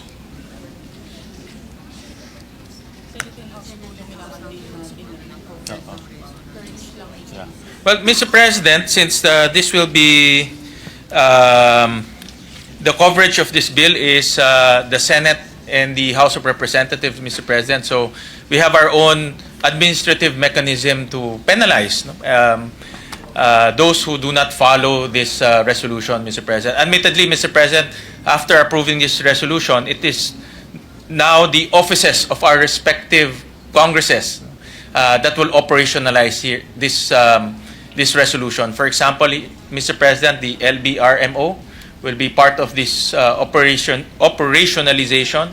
The Bills and Index, the IT office of our Senate will be part of this because they'll be the ones digitalizing the information, uploading the information. So all of these offices now will be mandated after approval of this resolution, Mr. President. But your answer is a polite no. Well, Mr. President, pag may hindi sumunod dito sa atin, ay meron naman tayong administrative mechanism. Pwede naman silang mamemohan o ma-suspend o ma-penalize, Mr. President. What's important now is there's a legal basis for these offices to follow. No, yun ang importante. All right. Thank you, Mr. President. Thank you, Mr. President. Thank you to our minority gentleman leader. from the city of Valenzuela. I look forward to the period of amendments. I will propose an amendment. Thank you, Mr. We welcome the amendments, Mr. President, so that we will have a complete and holistic measure, Mr. President. Thank you. Thank you, Minority Leader. Yes, Mr. President, Minority Leader. next to interpolate is the distinguished gentleman from the great province of Cavite, no other than Senator Panpilo Ping Lacson. I move that he be recognized, Mr. President. Senator Ping Lacson is recognized to interpolate. Thank you, Mr. President. Will the good sponsor of Senate Concurrent Resolution Number 4, the distinguished gentleman from Valenzuela, yield to just a couple of questions, Mr. President? Yes, Mr. President, I would again, it's an honor to receive questions from, I call Senator Ping the budget hawk of the Senate. Talagang hawk-like yung kanyang pagmomonitor ng budget. Thank you, Mr. President. My first question is, what is the legal effect of a concurrent resolution as compared to a law passed by Congress? Well, Mr. President, the concurrent resolution will bind both houses, Mr. President. It's true that the law can also bind both houses, but in this case, since this is a resolution, it's expressing as well as binding both houses in the recommendations that are laid forth in this resolution, Mr. President. And the legal effect of a law passed by Congress is? The legal effect of the law is... it binds even the public. It's binding on the public as well as the yes, Mr. houses of Congress. Correct, Mr. President. In this case, it's only both houses that are bound. It is more institutionalized. I mean the law. Yes, Mr. President, correct. I asked that question because I filed Senate Bill 32 Yes, Mr. in President. the 20th Congress. It was referred to your committee, Committee on Finance, and secondarily to the Committee on Electoral Reforms and People's Participation. Correct, Mr. And I hope we can collaborate Yes, Mr. President. to schedule a hearing forthwith. Yes, Mr. President. You have my guarantee on that measure, Mr. President. I took a look very quickly on that measure, and it's a very good measure that empowers the public, Mr. President. Thank you, Mr. President. As a matter of fact, this is the 5th time that I'm filing this measure. I filed it in the 14th, 15th, 17th, and 18th Congress. Unfortunately, hindi po lumalabas sa committee. Walang committee report. So, I'm glad that there is now this concurrent resolution being sponsored by, unanimously, Yes. by all the members of this house, of this body. So, anyway, my second question is, will the uploading of documents, as mentioned on page 4, and enumerated on lines 3 to 26, particularly the written individual amendments submitted by members of the House of Representatives and the Senate to the respective chairpersons, House Committee or the House Committee on Appropriations and the Senate Committee on Finance. Yung po ba kasama rin sa ma-upload ng mga dokumento? Kasi ang practice po natin, even in the House, pa second reading pa lang, may bulungan na. Hindi na take up sa plenary. Hindi po ba ganyan ang ating naging practice? Because it's too tedious, I understand. Because if we entertain all individual amendments on the floor, baka hindi tayo matapos. So, for exigency, para ma-facilitate, ang ginagawa na lamang natin, nagsasabit ng mga individual amendments sa chairman or sa chairperson ng Senate Finance Committee. But ang question ko po is, pati ba yun i-upload natin sa website? But Mr. President, since the committee report of the GAB from the Senate side will be uploaded, we will now see the changes, Mr. President. Makikita natin in to from, Mr. President. So, in other words, we will now have the ability to look at the changes on a very granular basis per PAP, per office, even sub-offices, Mr. President. Makikita na natin ngayon, Mr. President. I understand that, Mr. President. Ang problema lang doon is hindi natin malaman kung sino sponsor or proponent ng amendments. But, Mr. If we upload it, then we will be able to identify and we can point back to the proponent or proponents of the amendments. Yeah. That's my concern. That's why I ask if written submissions of amendments will also be uploaded, so we can identify from both houses, the House and the Senate, sino yung nag-insert, sino yung nag-realign ng or sino nag-introduce ng amendment para madali makita. Kasi sa ngayon bulag po tayo lahat eh. Nakita lang natin bumukol sa isang district, from say 200 million bigla na lang naging 15 billion, and we cannot identify. We cannot point to the district representative simply because yung iba nagpa-park. And this is a common practice. We all know that, particularly yung mga party list representatives, wala naman silang distrito. What they're doing is, pakipark nga dyan, pero sa akin yan. So, yun po yung point ko. Kaya gusto ko, uploaded natin with proper identification ng mga proponents. So, I go back to my previous question. Will it include the written submissions of amendments ng individual members, particularly individual amendments, Mr. President? Well, Mr. President, we had a long discussion on that. I consulted the technical staff, LBMRO, and some of our experienced technical staff. And the way I understand it, Mr. President, some of the amendments evolve over time. And at the same time, Mr. President, when someone makes an amendment, for example, nagdagdag sila, Mr. President, typically it's the chairman that looks for the source para dagdagan yung magbabawas sa iba. And at the same time, the amendments also evolve. Like for example, nababawasan, or just to have the same effect, it's moved to another PAP or moved to another office.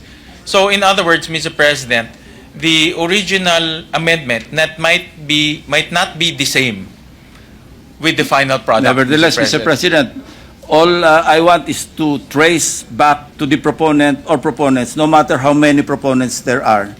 If these are amendments to the amendments, then fine. But we have to be able to identify kung sino po yung proponent or proponents ng amendments. Can we do that, Mr. President? Kasi we are for full transparency. The best or the most genuine transparency is full transparency. Kasi kung hindi rin full transparency, parang ano tawag dyan? Ayoko sabihin ng lolokohan, ano? Pero hindi rin fully transparent eh. It will defeat the purpose, Mr. President. Because what we should know or identify, yung proponent, kasi naandun po yung taguan eh. Pagka hindi ma-identify, back to the proponent or proponents of the amendment or amendments, ano, kanya-kanya tayo singitan na naman dyan, Mr. President.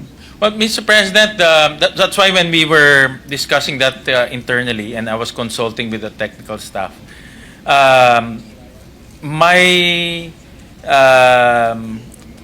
because of that complication, my alternative is to make sure that the third reading, first the committee report, Mr. President. Surprisingly, to be honest, for mga ordinary bills, diba, Mr. President, yung mga committee report, ina-upload natin. The third reading version, ina-upload natin. But surprisingly, in the budget, we don't upload the third reading report as well as the committee report. So there's no way to track the changes. So in other words, Mr. President, when we were analyzing the situation, just to avoid complexity in terms of tracking down the documents, we will now upload the committee report. And doon sa committee report, nandun na lahat, Mr. President. But we all the final changes we won't will be there. able to identify the proponent of the amendment. Unlike in an ordinary measure or bill that we tackle, everything is recorded. Everything is tackled on the floor, including individual amendments. Kasi nandyan, may minutes tayo. Ang problema sa budget deliberation, nag-iisang measure, pinaka-importanting measure, maski wala na tayo maipasang batas, ito, must pass talaga ito. Ang problema, hindi nga transparent. Kaya na-embolden yung mga ibang, mga ibang congressmen or even senators na magsingit ng kung ano. Anyway, hindi naman matrace sa akin yan eh. That's my concern, Mr. President. Yeah, I get if we want to be transparent, let's be fully transparent. I get the I acknowledge that Senator Ping has been tracking down the budget Ang for a hirap very po long maghanap time. pagka nagre-review, pagka by budget deliberation. Hirap na hirap po kami ng staff namin. Pag naghahanap ako sa yung previous year's budget, napakahirap. Pero kung merong record ako kung kanino nang galing yung amendment, mas madali ho maghanap. Yeah. Well, Mr. President, I am thinking kasi of the entire budget process.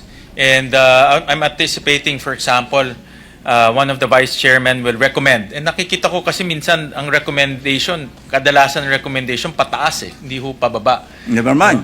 As long as we identify the proponent, then that's fine with me. So the complication that we see based on my consultation is how do we attribute the amendment, the specific amendment, if there are other amendments that will happen to enforce or to operationalize that amendment. Then let's track them, Mr. President. Yung pagkuha ng pondo. Kung ilan yung nag-amend sa amendment at inamend yung amendment, at least we can backtrack.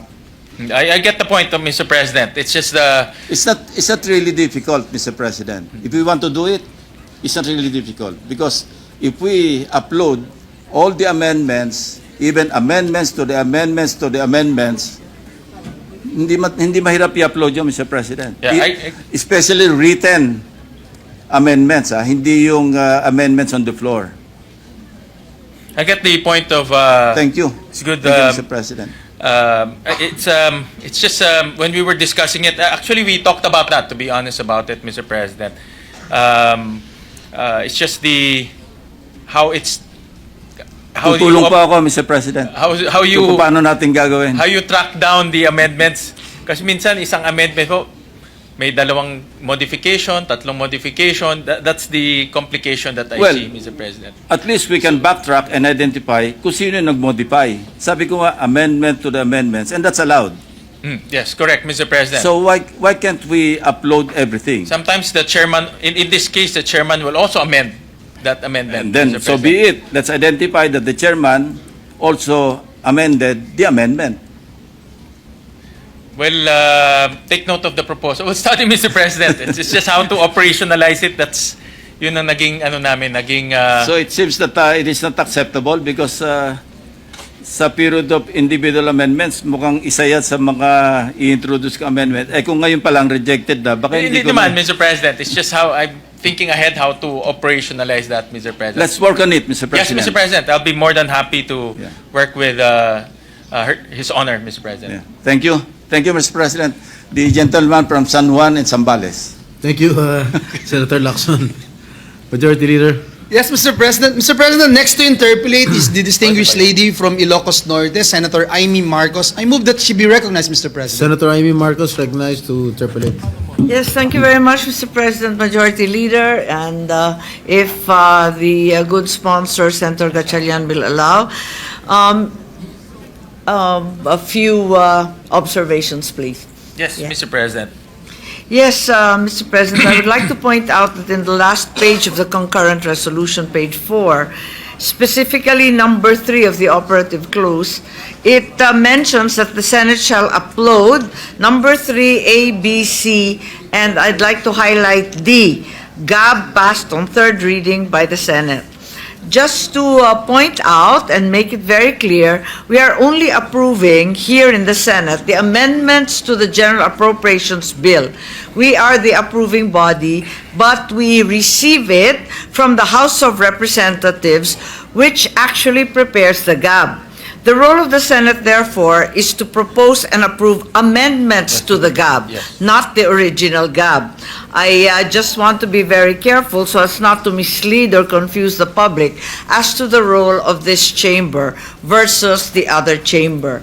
So that perhaps if there is room for amendment, a more precise language would be in number 3A, D, line 26, page 4, instead of GAB passed on third reading by the Senate, it should read amendments to the GAB as approved by the Senate on third reading.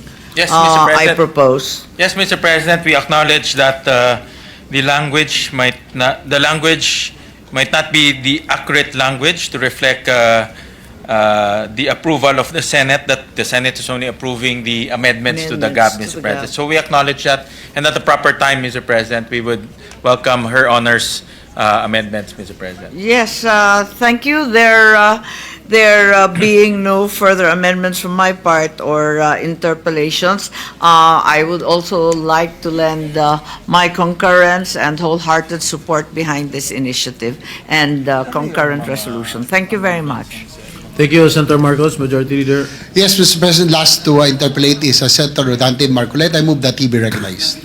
Senator Marcoleta is recognized to interpolate. Thank you, Mr. President.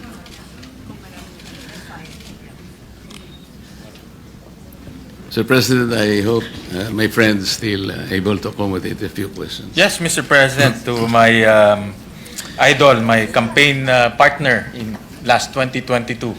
Thank you, Mr. President. I am one of the supporters of this concurrent resolution, Mr. President.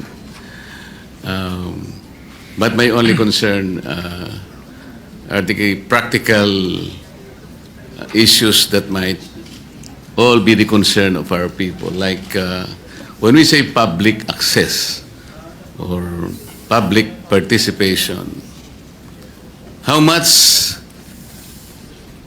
can we give to our people? Because we might not be able to manage people's expectation. There's so many information that we have itemized in these concurrent resolutions. We have not yet, for example, enacted this freedom of information bill, and of course there is a twin bill in that, the right of reply. We may be raising people's expectation unnecessarily by citing the Constitution, people's right to information, especially on the transactions, the fields of transactions, and then we will put that limitation as provided by law. Mr. President, the senators are national representatives of our people. The House of Representatives is comprised of more than 300 district representatives and party lists. They too are elected representatives of our people. In this concurrent resolution, we are admitting, although impliedly, that our mandate of safeguarding the people's money needs people's participation. Parang hindi kompleto. Ba't kailangan paraming tulungan kayo? You were there, you were elected. Baka isipin sa atin ng tao yan, Mr. President. Nandiyan na nga kayo eh. Now you are making a concurrent resolution. It is as if that you cannot do your job fully. Hindi naman sa ayaw naming tulungan kayo. We are always ready to help you. People are also interested in guarding the people's money. Pero saan ba kami talaga makakatulong sa inyo? Pagdating sa... Kasi po, ako po bilang isang naging congressman, Mr. President, may access na po ako sa information. Like, bago po ako mag-graduate sa House, ito pong pinakahuling budget, 2025 budget. Mr. President, when we were already on the first day of plenary debates, alam po ninyo, yung unang subject matter sa first day on plenary debates, ito po yung general principles. Wala pa pong agencies, Mr. President. I was about to ask some questions on the parameters set out by our national economic cluster. Hindi po ako nakapagtanong, Mr. President. A battalion of my colleagues prevented me from asking questions. So, Mr. President, kung ako po ay nandun na mismo, gusto kong magtanong man lang ng ilang tanong, hindi pa po ako nakapagtanong eh. Paano kaya po yung mga kababayan natin? How do we assure them? We wanted to give them a level of expectation, Mr. President. How do we do it? Paano natin sila pagbibigyan ng yung participation will be heard, it will be recognized, it will be vetted, kagaya po ng tinatawag ni Senator Soto kanina. Interesado siya rin na talagang malaman talaga. Talaga bang madidinig? Yan po ang gusto kong itanong, Mr. President. Well, Mr. President, in the resolution, we also required that both houses should come up with a feedback mechanism, Mr. President. Kasi nga, you're absolutely correct, His Honor, that the information will be out there. People will be encouraged to look at the different details of the of our budget, and they will do their own analysis. But they have no way of reaching out to the senators. They have no way of reaching out to their representatives. There's no way for them to send their feedbacks. So that's why in this resolution, we also included a platform through their websites that people can now send their feedbacks, Mr. President. So it comes full circle. The information is there, but we also receive information. So that is the concept, Mr. President, that we are envisioning. That will be going back to my original question, Mr. President. Kasi sasabihin sa akin nung public, Ano ba yung pwede kong gawin na hindi mo pwedeng gawin? Nandiyan ka eh. Nakabantay ka nga dyan eh. Ang gusto kong malaman, sabi niya, Mr. President, yung hindi mo kayang gawin, kami nang gagawa. Yun ang exactly na gusto ko sana malaman kasi yung tao po naghihintay. Gusto rin nilang tumulong siguro, bakit naman hindi? But what are those things? What are those information that they themselves should access that we cannot do? Well, Mr. President, like for example, meron ba tayong slide? Yung my X-check? Can you flash it? Mr. President, I'll flash a slide, no? And when we were doing the analysis of the process, we found out that only the NEP and the GAA is publicly available through the website, Mr. President. So if you are, let's say, a budget analyst, no? You want to analyze the budget, ito, Mr. President, only the NEP and the GAA is available in the internet. All the rest of the documents in between are not available. So if you want to analyze the budget, especially the movements, it's very difficult for analysts to track the movements because those information is not available in their website. So yun yung gagawin natin available, Mr. President. That the movement in the budget, especially critical documents, will be uploaded as mandated by the two houses, Mr. President. And each of the senators of this republic, Mr. President, is in a position to secure the assistance of a budget analyst. Not necessarily, Mr. President. People expect us to know the basic of the budget process and budget analysis. Of course, not all of us come from the same background, but the public expect us to know at least the basics, Mr. President. That is the point, Mr. President. Ako po, dahil neophyte ako, I would expect a lot of assistance from my staff, mga kaibigan po namin na makakatulong sa pag-a-analyze ng budget. Importante Correct, po Mr. kasi ito. So sasabihin sa akin nung mga kabarangay ko halimbawa, which constitute a small portion of the public, bakit mo pa kailangan itong mga barangay mo? Meron kang mga staff na doon na mag-a-analyze dyan, matutulungan ka. Siguro hindi na kami kailangan sapagkat kami, napakarami rin naming problema. At saka mas meron kayong paraan at saka kayo, may mga tao din kayo na talagang tutulong sa inyo. Parang sa kanila ay kalabisan na. Parang hindi kami masyadong makakatulong dahil sa kayo naman ay merong karanasan at kung wala naman ay talagang maraming tutulong din sa inyo para pagtulong-tulungan yung pag-a-analyze ng budget without the people themselves. Except, for example, in other instances like the academe, talaga naman pong nakakatulong yan. Yes.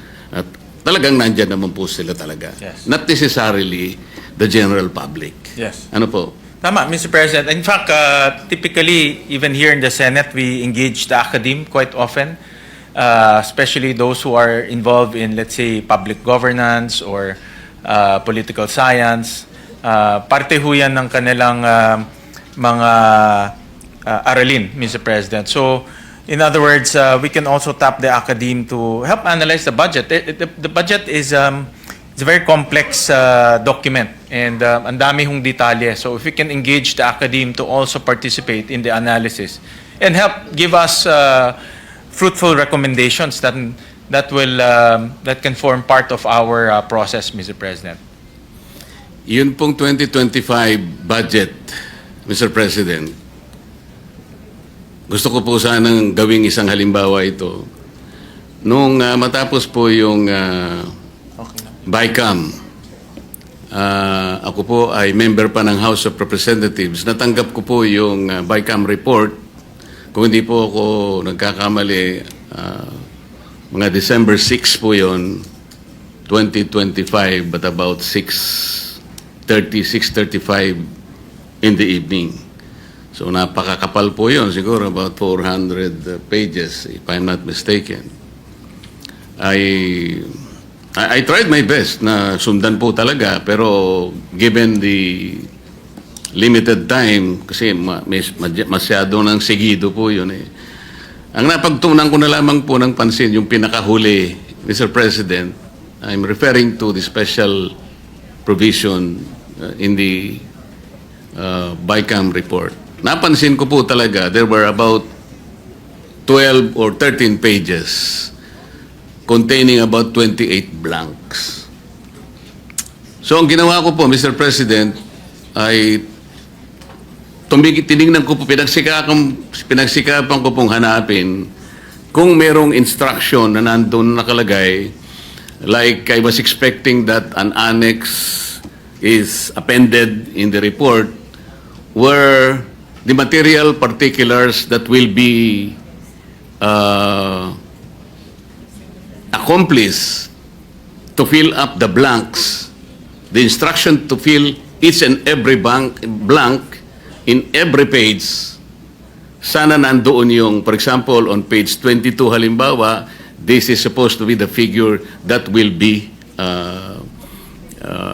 written para maka-accomplish po yun. In other words, di ko po alam kung nagkamali ako, but I was unable to find a particular page signed by the conferees o ordering somebody, for example, the administrative staff of the House of Representatives or whoever was assigned to fill up those 28 blanks na nandun naman talaga halimbawa po and pinirmahan, okay na rin siguro sa akin yun because hindi tayo mawawala because each blank has been designated with a particular data na ilalagay po sa blank.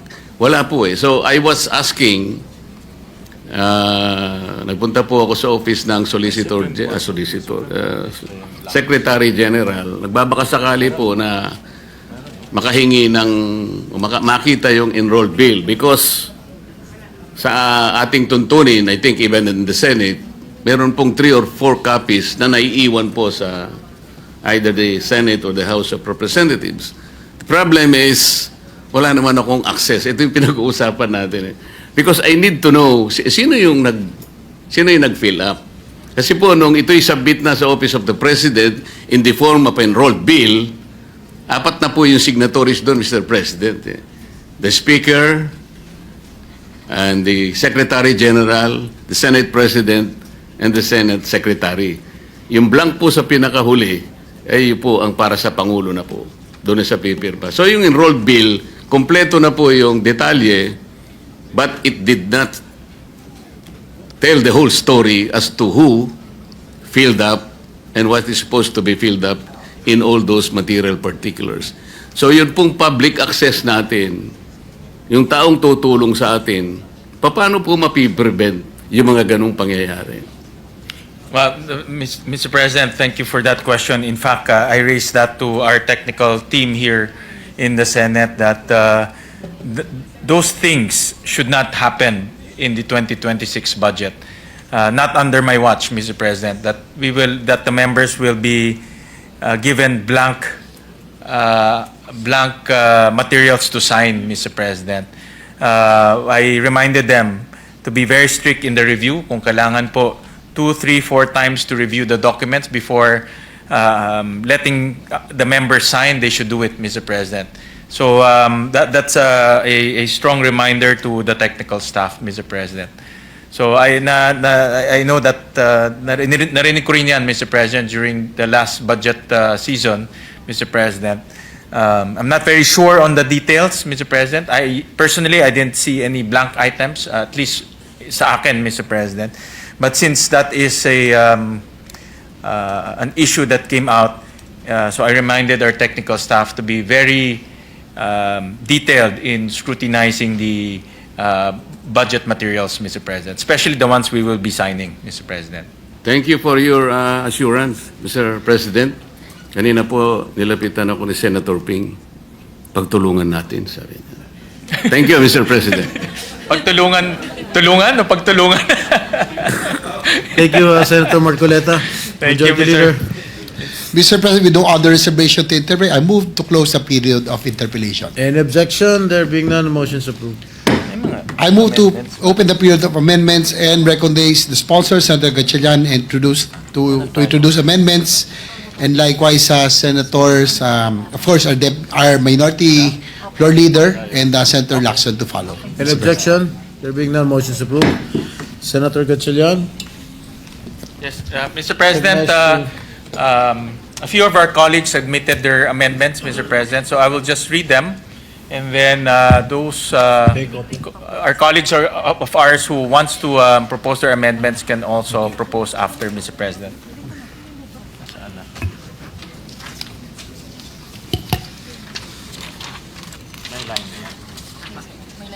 Okay. So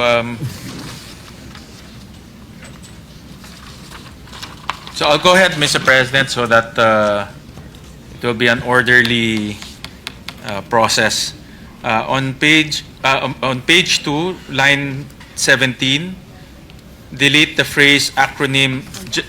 Page 1, wala. Page 1, you don't have any amendments? Wala, Mr. President. So on page 2, line 17, delete the phrase and acronym General Appropriations Act and replace it with General Appropriations Bill, open close parenthesis GAB. So move, Mr. President. Is there any objection? There being none, amendments approved. Still on page 17. Page 17? Wala na yun. Sorry. Still on line 17. Yan. Still on line 17, delete the phrase and acronym General Appropriations Bill and replace it with GAB. So move, Mr. President. Replace it with? GAB. G-A-B. All right. Any objection? So, there being none, amendments approved. on line 20, delete the acronym GAA and replace it with GAB. So move, Mr. President. Any objection? There being none, amendments approved. Still on line 20, after the word deliberations, insert the phrase number 7, amendments to the GAB approved on third reading by the Senate, semicolon, and renumber the succeeding phrase accordingly. So move, Mr. President. Any objection? There being none, amendments approved. On line 22, after the word votes, delete the phrase of the Senate and House version and replace it with on the GAB. So move, Mr. President.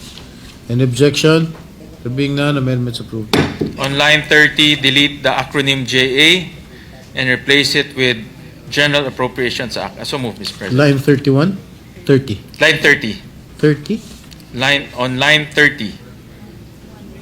31 maybe? 31 ba? Sorry, Mr. President. 31?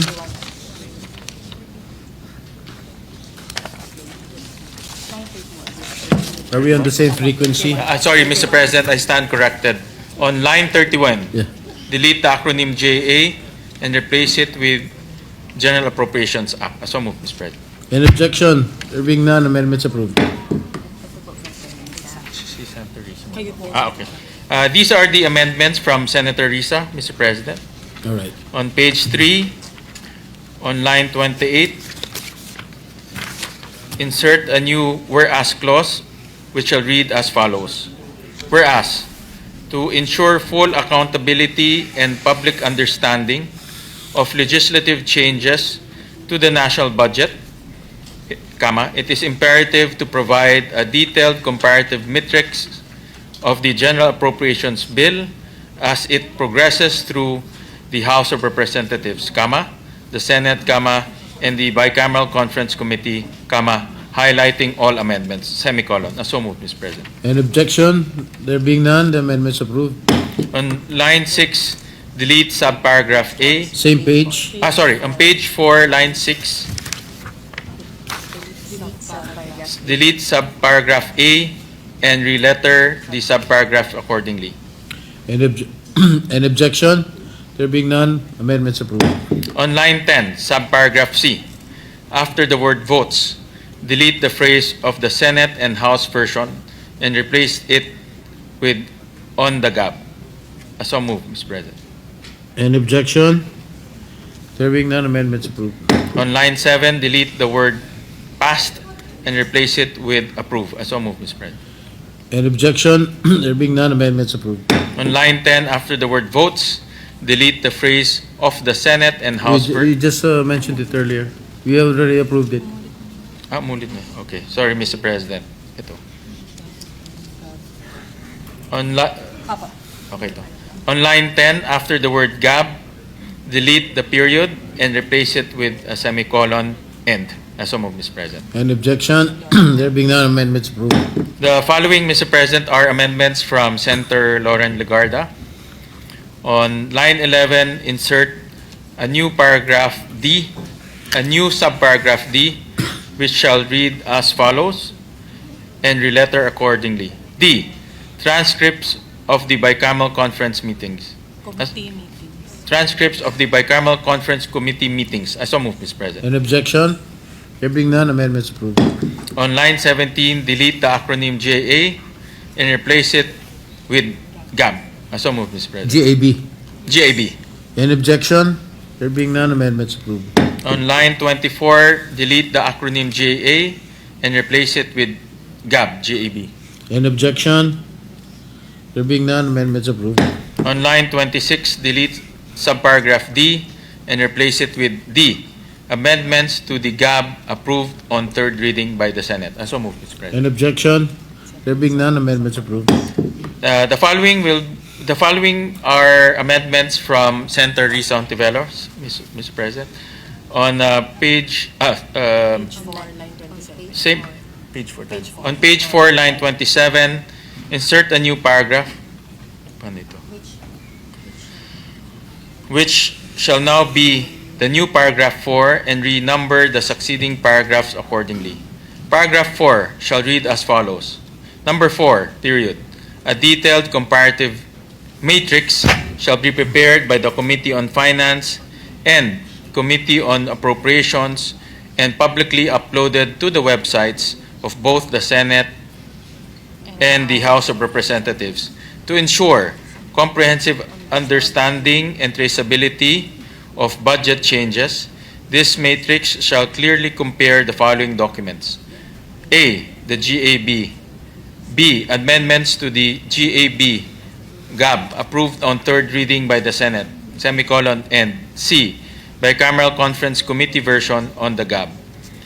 The matrix shall highlight all additions, deletions, modifications, and reallocations of funds, including specific line item changes across all programs, activities, and projects. So move, Mr. President. Any objection? Being none, amendments approved. The following are amendments from Senator Legarda, Mr. President. After line 30, insert a new paragraph and renumber accordingly to read as follows. Okay. All bicameral conference committee deliberations shall be accessible to the public via digital live streaming. So move, Mr. President. Any objection? Hearing none, amendments approved. Yes, what is the pleasure of the Minority Leader? The amendment of Senator Legarda, the proposed amendment of Senator Legarda is practically the same as mine, except that there is a difference in the wording. So may I propose this, and then we could probably ask the sponsor to incorporate. Yes, please proceed. So that the numbered proposal will now read, if accepted. Number 5, to afford the public the full transparency and access to the budget process, the Senate and House of Representatives will ensure that digital live streaming is available and readily accessible to the public in all budget deliberations. If that's acceptable to Senator Legarda and to the sponsor, Mr. President. What does the sponsor say? Yes, Mr. President, we accept, and with the permission of the Senator Soto, we will merge the two. Essentially, it's the same. The direction is the same, to live stream it and to show it on screen. So we will merge the two amendment subject to style, Mr. President. Okay. Is there an objection? There being none, the amendment is approved. Please After proceed. line 33, insert a new paragraph to read as follows. The DBM is urged to upload to its website all the duly received copies of the Budget Preparation Form 201 submitted by all government agencies. So moved, Mr. President. Is that the amendment of Senator Ontiveros? No, this is Your a committee amendment. Yes, All right. Mr. President. Any objection? There being none, amendments approved. Mag-subscribe at i-click ang notification bell para sa mga susunod na video updates. Maraming salamat po.